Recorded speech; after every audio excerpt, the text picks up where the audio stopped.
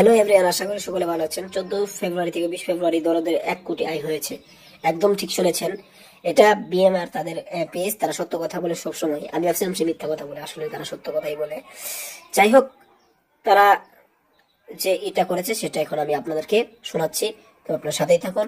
এটা দাঁড়াচ্ছে 14 থেকে 20 তারিখ পর্যন্ত 14 নম্বর ওয়াকে ডে 1।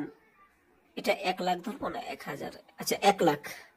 দ্বিতীয় দিন 1 লাখ, তৃতীয় দিন 3 লাখ, চতুর্থ দিন 2 লাখ, পঞ্চম দিন 2 লাখ, ষষ্ঠ দিন 1 লাখ, 7 নম্বর দিন 3 লাখ।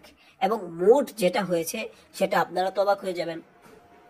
এই রানিং 1 সপ্তাহে যে এটা হয়েছে, যারা বলছে 8 কোটি, তাহলে আরো 1 কোটি তো বেড়ে গেল। এখন কি বলবেন আপনারা? এখন তো 1 কোটি আরো বেড়ে গেল।